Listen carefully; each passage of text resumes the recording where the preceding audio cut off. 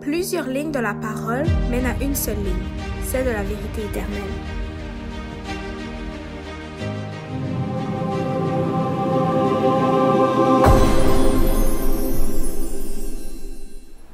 Donc, bon sabbat à chacun de ceux et celles qui sont avec nous. Aussi, bonne semaine à ceux et celles qui sont qui sont rendus au dimanche, le dimanche soir. Donc, qu'ils puissent passer un bon début de semaine. Donc, aujourd'hui, nous allons commencer notre série d'études sur les jours de fête. On a déjà parlé de ce sujet-là pour démontrer en fait le fait que les fêtes d'aujourd'hui ne sont plus à pratiquer. On a montré la signification et le symbolisme. Mais aujourd'hui, on va débuter puis on va continuer ça sur 9 semaines.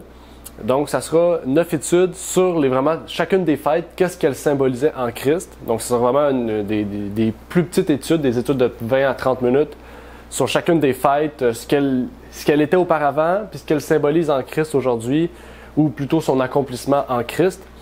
Et donc, aujourd'hui, on va voir en général le but des fêtes, quel était le but dans l'Ancien Testament d'avoir mis des fêtes, et quel est le but aujourd'hui des étudier, des comprendre, mais pas des pratiquer, puisque en fait, ces fêtes-là ne sont plus utiles à nous, mais sont utiles pour notre vie spirituelle, mais non plus utiles à la pratique.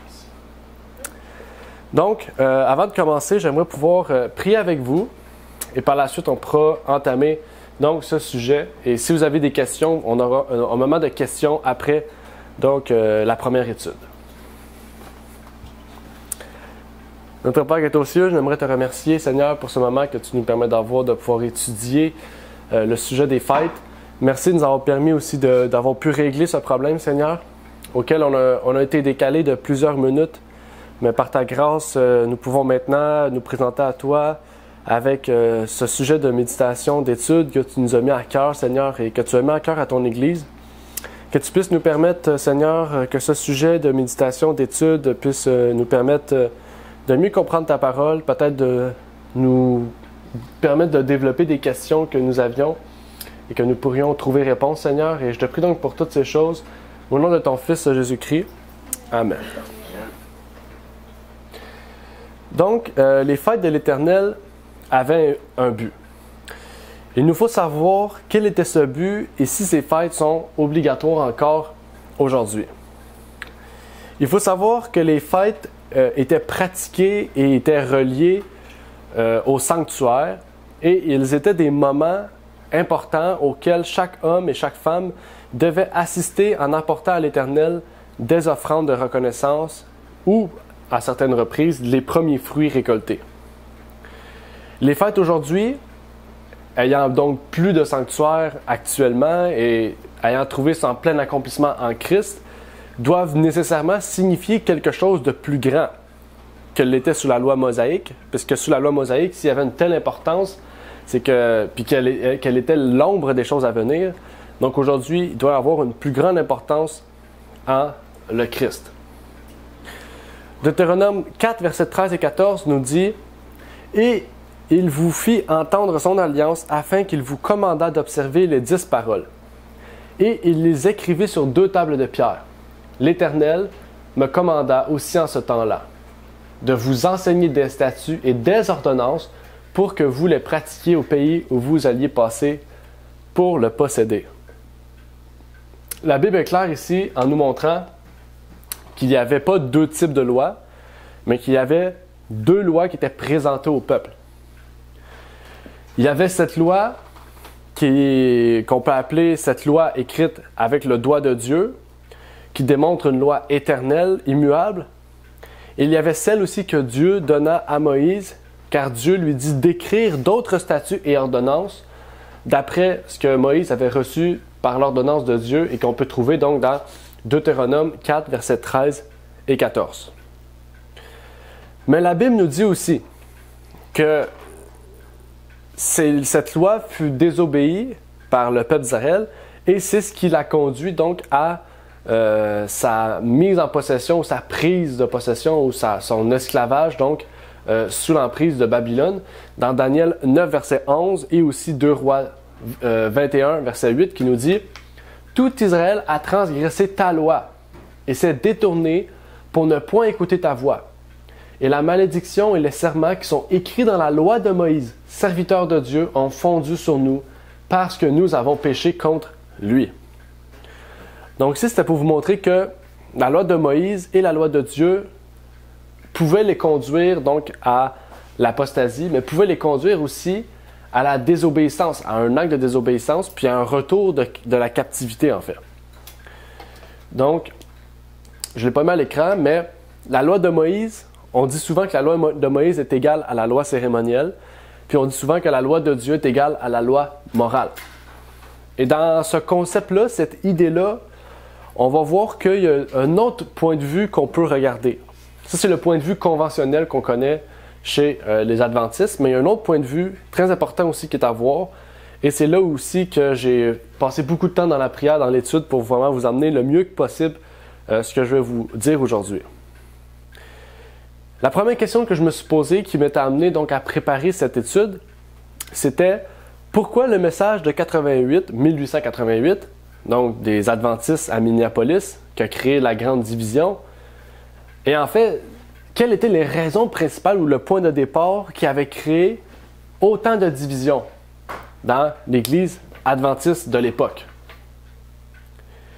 Il faut savoir que peu de temps avant 1888, une question majeure s'était posée concernant la loi dans Galates. Si vous vous rappelez, dans le livre de Galates, il était question d'une loi. Et les adventistes s'étaient divisés sur cette question-là, à savoir J.I. Butler et Uriah Smith, qui croyaient que la loi qui était prescrite dans Galates était la loi de Moïse, synonyme de la loi cérémonielle. Et il y avait l'autre groupement de G. Waggoner et A.T. Jones qui disaient que la loi dans Galates était autant celle de Moïse que celle morale. Et là, ça avait créé un grand problème. Et c'est ce qui avait mené à mieux comprendre en fait la justification par la foi. En fait, la loi avait mené à mieux centraliser le but, l'essence et les sacrifices de Christ en fait pour nous. Ce qu'il faut comprendre, c'est que les adventistes jusqu'en 1888 clouaient à la croix toute la loi de Moïse. Okay?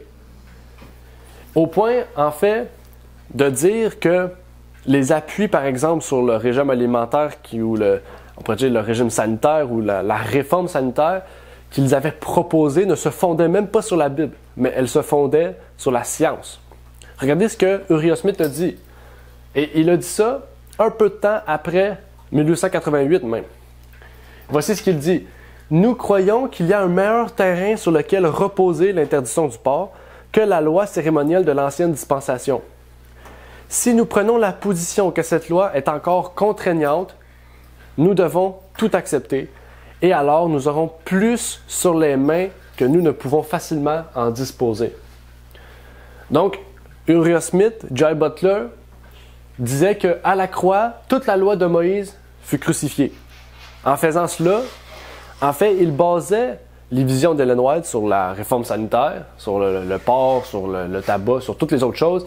Il basait toutes ces choses-là non pas sur la loi de Lévitique, mais il basait ces choses-là seulement par l'appui de la science. Okay? Donc, pour eux, en fait, la réforme sanitaire chez les pionniers adventistes n'était pas fondée sur la Bible, était fondée sur la science d'abord. Okay? Puis appuyée, bien sûr, par quelques textes. Par exemple, votre corps est le temple du Saint-Esprit, par quelques textes. Mais en fait, il n'y avait pas de base biblique pour, on pourrait dire, vraiment mettre un fondement vraiment sûr de la Bible. Et c'est là, en fait, que G. Waggoner et A.T. Jones sont venus corriger ce point de vue-là. En fait, en amenant beaucoup de lumière sur le but de la loi, l'essence de la loi, mais l'essence aussi du sacrifice de Christ. Okay? Parce que pour certains, on rentre dans la même idée que les protestants. Okay? Christ est venu mettre terme à la loi cérémonielle. Okay? Puis pour les protestants, dans la loi cérémonielle, on parlait de sabbat. Donc pour eux, le sabbat du samedi est caduc aussi. Parce que dans la loi cérémonielle, on parlait du sabbat. Donc vous comprenez, en fait, on rentre dans la même idée que les protestants et que c'est là qu'il faut vraiment bien comprendre le but de la loi cérémonielle et bien comprendre le but de la loi morale. En fait, il faut remettre à sa place le but de la loi et de la justice. Et c'est là auquel ça m'a posé beaucoup de questions et qui m'a amené à comprendre le but des fêtes aussi et sa place, en fait. Et je voulais élaborer sur ce sujet-là. Parce qu'il y a deux questions que j'aimerais pouvoir amener aujourd'hui, deux questions importantes. La première question, c'est est-ce qu'il existe une réelle distinction entre la loi morale et la loi cérémonielle? Donc la première question que j'aimerais vous poser, c'est existe-t-il une distinction entre la loi morale et la loi cérémonielle? Est-ce qu'il existe une distinction entre la loi de Dieu et la loi de Moïse? Non? OK. Donc on a des oui. Et aujourd'hui, je vais vous montrer par la Bible, en fait, qu'il faut en fait savoir que la réponse c'est oui et non. Je vais vous expliquer pourquoi, puis on va élaborer ça aujourd'hui. Il faut savoir qu'il y a bel et bien deux présentations de la loi. Okay? Les 10 commandements sont élaborés dans Exode 20, si on est clair sur le sujet. Okay? Il n'y a pas d'autre endroit où on parle des 10 commandements que dans Exode 20. Puis on dit que c'est le droit de Dieu. Cette loi comporte 10 statuts, donc 10 commandements. Et il y a la loi de Moïse qui est élaborée dans Lévitique, dans Nombre, dans Deutéronome, surtout dans Deutéronome et Lévitique, okay? Qui porte à peu près 600 statuts. Mais il faut savoir que dans ces 600 statuts-là, en fait, les 600 lois ne sont pas concentrées seulement sur le sanctuaire. Hein? On sait que dans ces 600 lois-là, il y a des lois de respect, d'amour, de justice, et des lois qui sont reliées au sanctuaire. Okay? Et c'est là, en fait, qu'il faut bien distinguer les choses. La pensée générale du christianisme, c'est que, en fait, toute la loi ou toutes les lois mènent à Christ. Okay? Que parmi ces lois-là, il y a les sabbats annuels et les sabbats hebdomadaires. Et que donc, toutes ces choses-là sont caduques.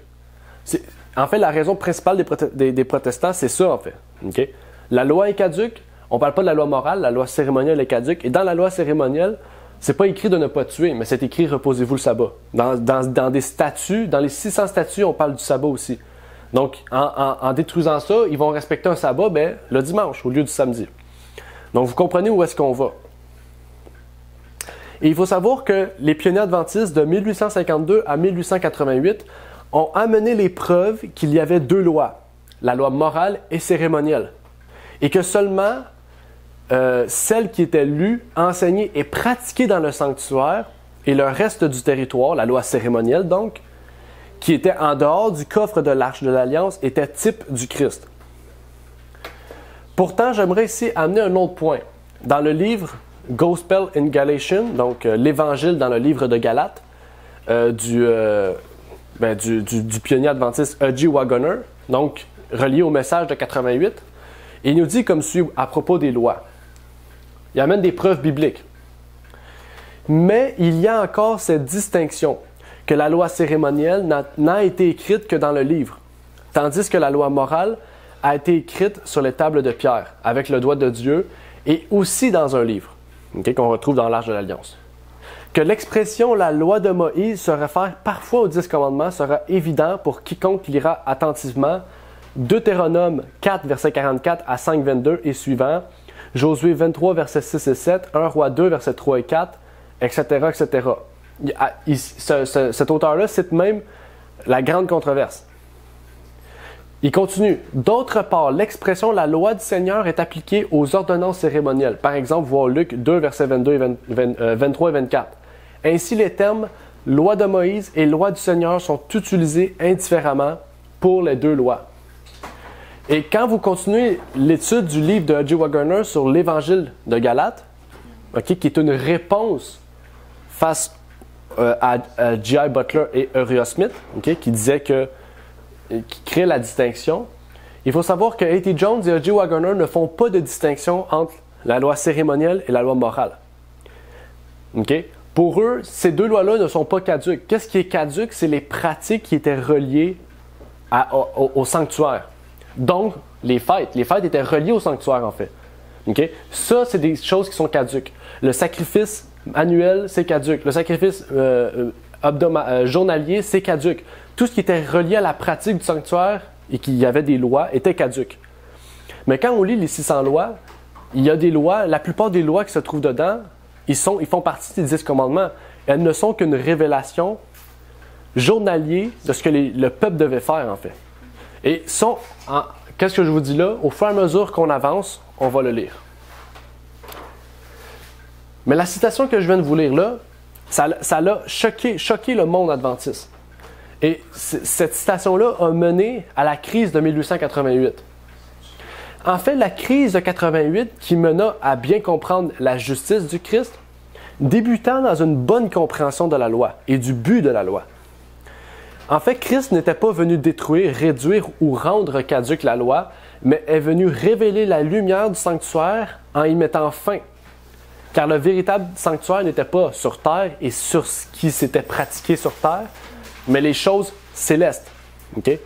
Donc, les fêtes, en fait, qui étaient pratiquées une fois par année sur terre, en fait, signifiaient et se rapportaient à des événements, oui, physiques, mais des événements qui allaient se dérouler jusqu'à la fin du temps de grâce, jusqu'à temps que le sanctuaire au ciel, en fait, n'ait plus sa place dans le sens, n'a plus besoin d'offrir de grâce à ceux et celles qui en ont besoin.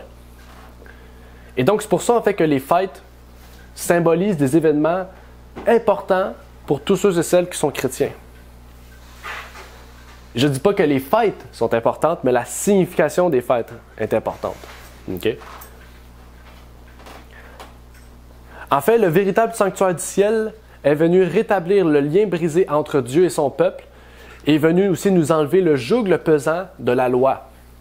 Okay? Autant la loi morale que la loi cérémonielle était un joug pesant pour le peuple parce qu'il devait chaque jour aller au sanctuaire pour effectuer un sacrifice.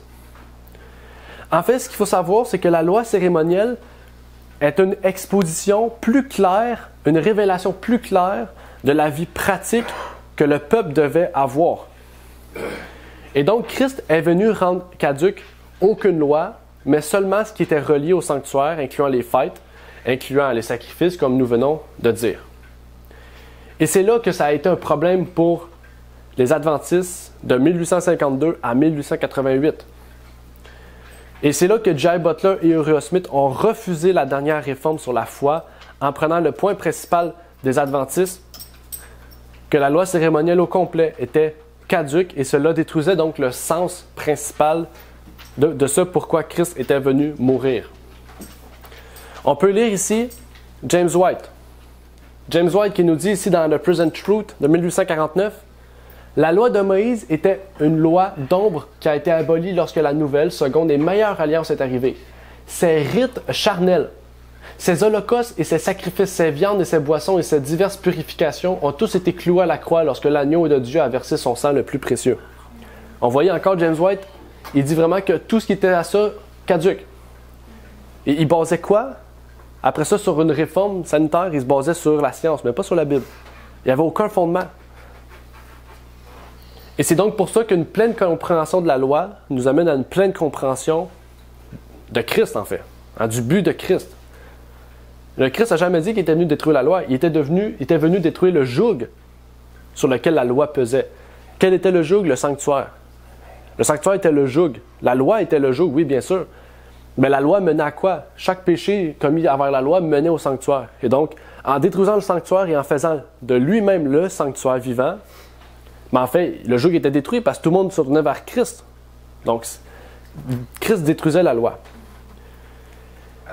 Et donc, il y a plusieurs positions, en fait, la santé, plusieurs autres aspects qui étaient reliés à cette loi-là et qui maintenant n'avaient plus de sens pour eux.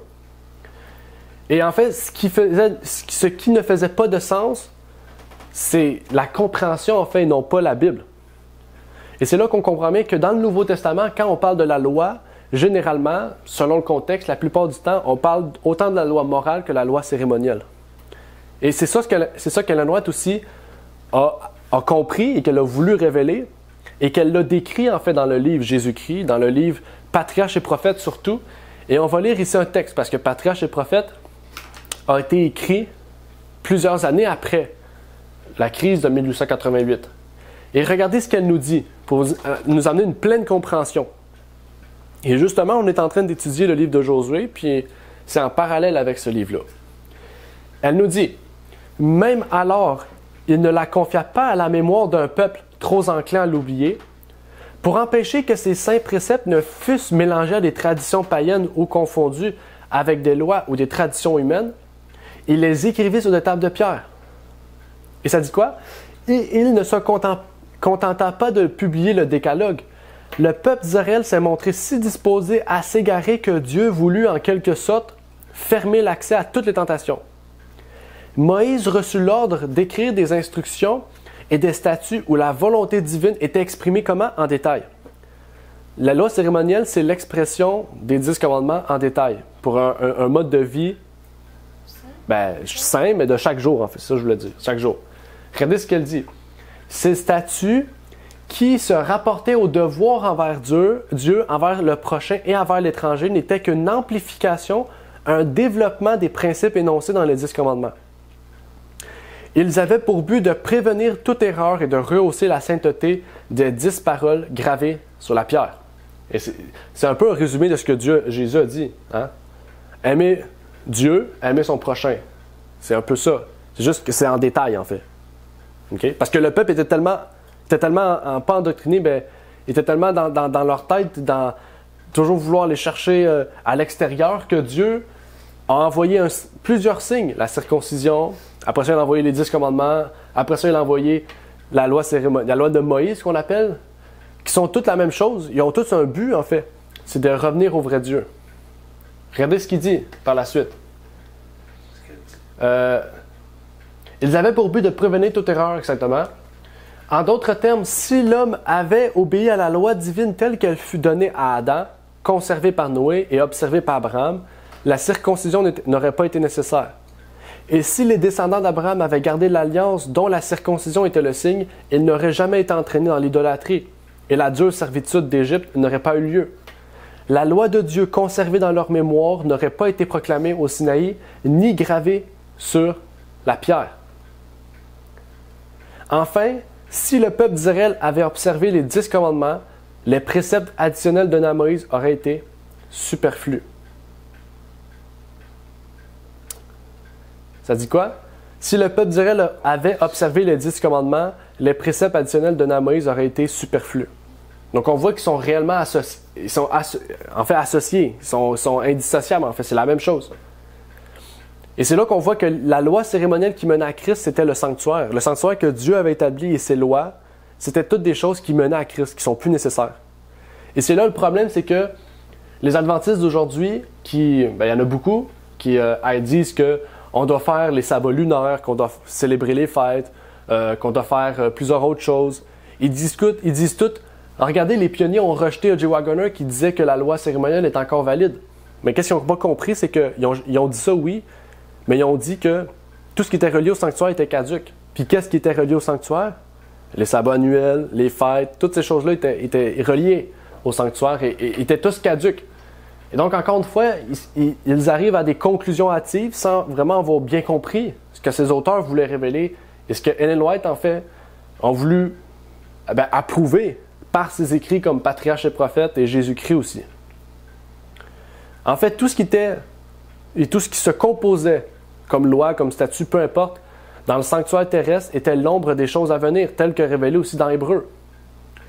En fait, le reste des lois et des statuts n'était que ce que Dieu a donné à Moïse, qui a donné par la suite à Noé, à Abraham, et qui, à cause de la désobéissance de l'homme, a dû être publié en détail. Et voici ce que nous dit Deutéronome 31, versets 24 à 27. « Et quand Moïse eut achevé d'écrire les paroles de cette loi sur un livre jusqu'à la fin, il fit ce commandement aux Lévites qui portaient l'arche de l'Alliance de l'Éternel et leur dit « Prenez ce livre de la loi et mettez-le à côté de l'arche de l'Alliance de l'Éternel votre Dieu, et il sera là comme témoin contre toi. Car je connais ta rébellion et ton cou raide. Voici, pendant que je suis encore aujourd'hui vivant avec vous, vous avez été rebelles contre l'Éternel, combien plus le serez-vous après ma mort? » Donc, il dit ici, parce que vous avez été rebelles aux 10 commandements, Dieu m'a donné ces lois-là pour qu'ils soient témoins contre vous. Parce que les 10 commandements étaient cachés. Mais il fallait quelque chose qui puisse être témoin, visiblement les voir, qui révèle ces 10 commandements. Donc, avant même que la loi cérémonielle fût écrite, j'aime mieux dire la loi morale parce que c'est pas juste des cérémonies qu'il y a là-dedans, il y a une vie pratique et logique qu'on doit garder dans une certaine mesure aujourd'hui. Il fut rebelle contre la loi de Dieu, avant même que la loi de Moïse existe. En fait, cette loi de Moïse devait les mener vers la grande loi des 10 commandements, qui allait les mener vers Christ par la suite. Et c'est le Waggoner et de Jones qui nous permet de comprendre que quand il s'agit de loi, il s'agit des préceptes donnés à l'homme, autant dans la loi cérémonielle ou de Moïse et celle de Dieu ou morale, qui ne nous condamne plus parce que nous avons le Christ. En fait, après avoir violé la loi morale, elle nous enseigne que nous avons besoin du Christ. La loi, tant morale que cérémonielle, ne peut nous justifier. Elle ne fait que souligner le fait que nous méritons la mort. Et nous devons courir, avancer, nous appuyer sur le Christ, qui est le seul à pouvoir satisfaire la demande de cette loi qui témoignait contre nous. Et c'est ça que Paul dit. Paul dit quoi? Maintenant, qu'est-ce qui est contre nous est pour nous, à cause de Christ. En fait, cette loi n'est pas seulement la loi de Moïse, elle est la loi de Dieu. Elles sont une et seule même loi qui nous révèle en détail. Et pour vrai, allez lire Lévitique et Deutéronome, vous allez voir, 80% des choses qui sont dedans, vous les faites déjà. Pourquoi? Parce que la loi de Moïse nous l'indique déjà. Hein? Si vous avez des esclaves, soyez gentils avec eux. Ne laissez pas la prostitution entrer envers vous. Ne commettez pas l'adultère avec votre tante ou votre père ou votre mère. En fait, les 10 commandements ne nous expliquent pas ces choses-là, mais en tant qu'humain, on sait que c'est immoral. Mais le peuple d'Israël avait besoin de détails comme ça pour ne pas tomber dans l'idolâtrie. Et donc, réellement, pour nous aujourd'hui, quand on lit ces choses-là, je ne vous dis pas de lire les passages où on parle du sanctuaire, parce que ces choses-là sont l'ombre des choses à venir. Mais bien sûr, toutes ces autres choses, même le régime sanitaire, c'était des choses qui nous menaient vers la loi de Dieu. Hein?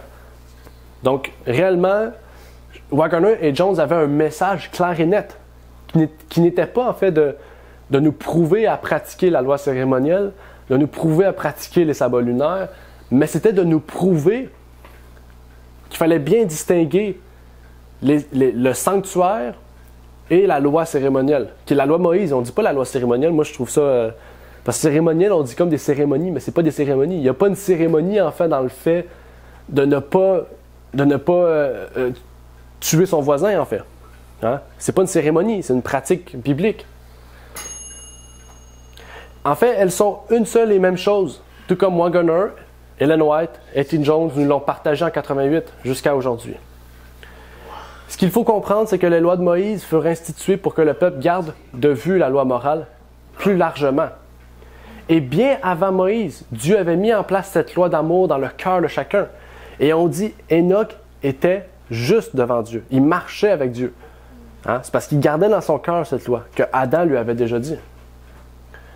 Et je vous dis tout cela, car ceux qui croient et pratiquent les fêtes dans l'Adventiste disent que ce que je vous ai dit maintenant, ben, ça prouve qu'on doit pratiquer les fêtes, tandis que c'est tout le contraire. Et donc, c'est là la question principale, c'était de revenir sur les fêtes. Les fêtes étaient pratiquées pour se rappeler de Dieu, pour se rappeler de se sanctifier, de se rappeler de se reposer, mais que représentent-elles aujourd'hui? C'est la question qu'on va se poser au fur et à mesure qu'on étudie. Il faut savoir que Dieu veut que maintenant, notre adoration ne se porte pas vers les choses physiques et des actions posées, comme l'était le sanctuaire en fait, mais que nous regardions en haut et adorons notre Seigneur Jésus-Christ. Non pas par une adoration juste aux fêtes ou juste au sabbat annuel, mais par une adoration quotidienne, hebdomadaire, mensuelle et annuelle. Et à plusieurs reprises, la servante du Seigneur nous le rappelle. On va prendre un exemple. Quotidiennement, qu'est-ce qu'il devait faire quotidiennement? Matin et soir, il devait faire quoi? Il devait sacrifier un agneau. Les prêtres devaient sacrifier un agneau, matin et soir. Okay? Pas les personnes, les prêtres en tant que tels. Puis Ellen White nous dit, dans un de ses livres, je n'ai pas marqué la référence, mais elle nous dit que le père de la maison, qui est le prêtre, okay, dans un certain sens, doivent faire un culte familial le matin et le soir. Donc, au lieu de sacrifier un agneau matin et soir, parce que la Bible dit entre chaque soir sacrifier un agneau, okay, ben en fait, Dieu nous dit chaque matin et chaque soir, rassemblez-vous avec votre famille, passez un moment dans la méditation, priez, puis commencez votre journée et terminez votre journée. Donc, on voit, En fait, hebdomadaire, quotidiennement, mensuellement, puis annuellement, on a certaines fêtes qui ne sont pas des fêtes, un certain rituel qui n'est pas un rituel, mais qui est une pratique quotidienne qui nous permet d'être unis, et non pas à un sanctuaire terrestre, mais à nous unir au ciel avec Christ. Et c'est là le but des fêtes aussi, c'est de mieux comprendre certains points importants dans le ciel, parce que sur terre, il n'y a plus de sanctuaire. Et ces fêtes préfiguraient non seulement la vie du Christ, mais le travail de Christ au ciel. Parce que le sanctuaire maintenant est au ciel. Et donc, le texte de toute cette série sur laquelle on va terminer, c'est Hébreux 8, verset 5, qui nous dit, Hébreux 8, 5, qui nous parle des fêtes, « Et qui rendent un culte, image et ombre des choses célestes, selon l'ordre divin qui fut donné à Moïse. Lorsqu'il devait dresser le tabernacle, prends garde, lui dit-il, de faire tout selon le modèle qui t'a été montré sur la montagne. » Donc on voit, qu'est-ce qui était image et ombre des choses célestes? C'était tout ce que Dieu avait donné à Moïse sur la construction du sanctuaire, sur la façon que les choses devaient être faites, sur les lois qui étaient reliées en fait à ce sanctuaire. Ce sont ces choses-là qui sont images et ombres des choses célestes. Et donc, j'espère que ça a pu vous éclairer sur la pleine compréhension aussi des lois, des fêtes. Et donc, maintenant, on est rendu au moment de questions. Comme je vous ai dit, ça sera des études plus petites. Hein? Non pas parce que c'est moi qui le veux, mais parce que le sujet nous mène vers des études petites et nous mène vers des sujets vraiment qui nous amènent à mieux comprendre. Mais réellement, que Dieu ait pu nous éclairer sur ce sujet-là. Et donc, je ne sais pas s'il y avait des questions en lien avec ce sujet-là. Donc, pour ceux qui sont sur Zoom et sur YouTube, c'est le moment de questions-réponses. Déjà, on va commencer avec Aravna. Comme on avait vu ce matin, okay, on voyait que les pharisiens devaient se laver les mains avant de manger, puis ça faisait comme partie comme d'un rite. Est-ce que ça fait partie des lois cérémonielles? Non, même pas, non. Même pas? Non. Puis, il faut savoir, il faut savoir que dans les 4 évangiles, il y a beaucoup de choses que les Juifs, que les pharisiens ont dit, ont fait, qui ont imposé aux gens qui n'étaient même pas inclus dans les lois. Et c'est la même chose aujourd'hui, les Juifs, pas les pharisiens, mais les Juifs, au fil du temps, ont rajouté des choses qui ne sont même pas incluses dans la Torah, comme qu'ils appellent, là, dans la loi de Moïse ou quoi que ce soit. C'est des traditions, c'est ça. Parce que la loi de Moïse, c'est pas une tradition, c'est la révélation de la loi morale plus en détail. Puis, dans la loi de morale, on ne parle pas de se laver les mains. Ça, aujourd'hui, on comprend que c'est un symbole d'hygiène, on doit se laver les mains par hygiène, mais pour eux, c'était vraiment, comme tu dis, une tradition, une pratique, en fait, qui n'a pas d'appui biblique. Quand je dis biblique, c'est vraiment ancien comme nouveau. Ça ne nous amène pas à Christ, ça. Non, ça ne nous amène à rien. Est-ce que c'est comme, je pourrais dire, comme une sorte de vie pratique, l'hygiène, comme la circoncision, ok? Mm-hmm. Ça, c'est, maintenant, c'est prouvé scientifiquement que comme une personne qui est circoncis, c'est comme ça aide à l'hygiène et tout. Est-ce que comme Dieu avait comme instauré ça pour montrer au peuple comment Ben, un bon point, Aramna a dit que la circoncision, ça peut être aussi un symbole pas de pureté, mais d'hygiène, parce qu'aujourd'hui, scientifiquement, c'est prouvé que la circoncision, aide à prévenir plusieurs types de maladies, puis d'infections, etc. laver les mains aussi, c'était compris là-dedans, comme Ouais, bonne question. Mais parce que là, c'est différent. Comme Paul dit, vraiment, il dit la circoncision ne se fait plus par la chair, mais par le cœur. Donc, vraiment, la circoncision... Ça, la circoncision à l'époque, c'est un symbole de séparation, parce que les païens n'étaient pas circoncis, les Juifs étaient circoncis. Donc, oui, dans un certain sens, Dieu avait donné cela pour un symbole d'hygiène, mais aussi de séparation. Okay? Parce que ça veut dire que quand quelqu'un allait commettre l'adultère puis qu'il voyait quelqu'un qui n'était pas circoncis, il savait qu'il était païen. C'était un symbole surtout de séparation puis de foi. C'était de foi parce que les gens faisaient cela parce que Dieu avait dit « Mon peuple va faire ça ». C'est un symbole de foi. Ben nous, aujourd'hui, on n'a plus besoin de la circoncision physiquement. On peut le faire pour l'hygiène, mais je veux dire, pour la représentation qu'elle avait bibliquement, elle n'est plus valable. Mais aujourd'hui, exactement, c'est plus à l'extérieur, c'est plus par des actes, par des actions, en fait, qu'on pose ou qu'on démontre notre foi, mais c'est par l'intérieur. qui nous amène à extérieurement changer, bien sûr. Mais c'est pas l'inverse. Avant, l'inverse, c'était ça. OK? Ouais, moi, je voulais savoir, est-ce que comme les lois, les fêtes fait partie des lois cérémonielles? Les fêtes font partie des lois cérémonielles, mais les lois, c'est ça, les fêtes étaient partie des lois cérémonielles, mais ces lois-là étaient reliées aux lois du sanctuaire. Si on comprend bien le Yom Kippour, qu'est-ce qu'on faisait? On sacrifiait. Donc, pourquoi ça serait valide s'il n'y a plus de sanctuaire, il n'y a plus de sacrifice à faire? Donc, en fait, ces lois-là nous menaient à vraiment... En fait, toutes les lois, c'était des réjouissances auxquelles on se tournait vers Dieu. Puis Dieu était où dans le sanctuaire? Donc, ils sont plus valables aujourd'hui, il n'y a plus de sanctuaire, de un. Il y avait une autre question de Rina, Louni par Rina. Allô, c'est Rina. Okay. Allô, c'est Rina. Je n'avais pas bien compris l'explication pour la question. Est-ce qu'il existe une distinction entre la morale et la loi cérémonielle? Est-ce que tu pourrais faire une courte explication? OK. En fait, dans la Bible, on voit que dans la Bible, comme on a vu tout à l'heure, je vais vous sortir des textes. Regardez, d'autre part, l'expression « la loi du Seigneur est appliquée aux ordonnances cérémonielles ». Donc, ce qu'il faut comprendre, c'est que l'expression « la loi de Moïse » se réfère quelquefois à la loi morale, puis l'expression « la loi du Seigneur » se réfère à quelquefois à la loi cérémonielle. Donc, en fait, il faut savoir que dans la Bible, on ne dit pas seulement « loi de Moïse » pour parler de la loi cérémonielle, puis on ne dit pas « loi du Seigneur » pour parler de la loi morale. En fait, ce sont des termes interchangeables qui sont adressés l'une à l'autre à la même chose. Et donc, ça nous montre que la loi de Moïse comme la loi du Seigneur sont la même loi. Puis la loi nous l'a prouvé dans Patriarche et Prophètes et dans le Nouveau Testament aussi par l'expression loi, etc., qu'on retrouve. Mais à chaque fois qu'on voit la loi dans le Nouveau Testament, on parle des deux lois.